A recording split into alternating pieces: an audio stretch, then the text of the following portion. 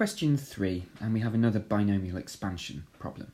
This time they want the first 3 terms in this bracket which has got a power 12 on it. Fine. Well, should we write out Pascal's triangle up to row 12?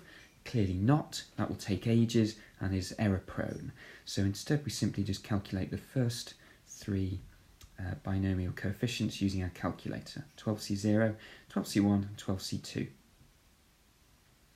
And then for the first term we have the first term in the bracket to the power 12 and the second term in the bracket to the power 0. And then one power drops by 1 and the other increases by 1 in the second term, and one power drops by another 1 and the other power increases by another 1 in the third term. Okay, great, just work out what the 3 products are now. The top row is just 1 because, well, 1 times 1 to the power 12 times something to the power 0 is just 1.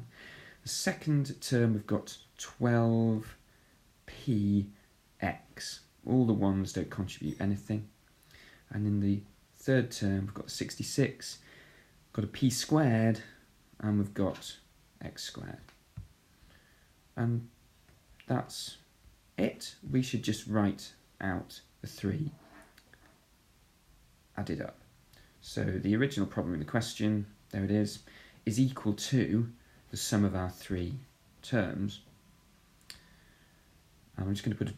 there to say that we haven't done the full expansion because that would take ages and is simply not required by the question. So part B asks us to use that result from part A to do something.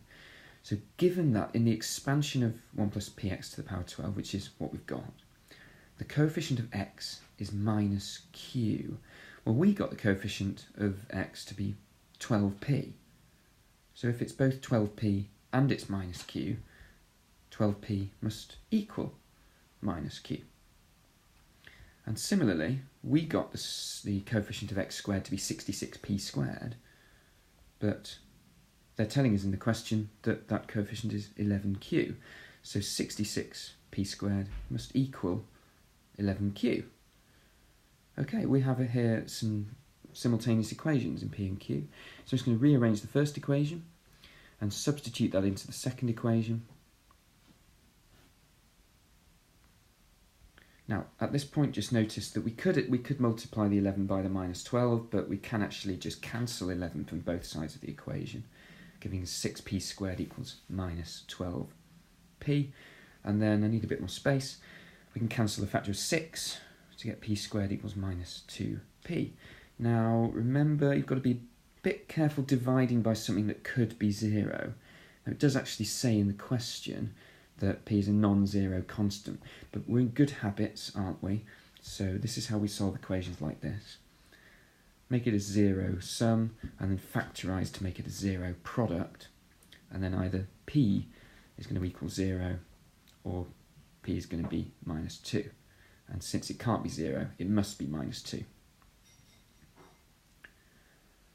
And then, just to finish, we need to work out q. There's a formula for q, so just substitute our value of p into the formula for q, and we are done.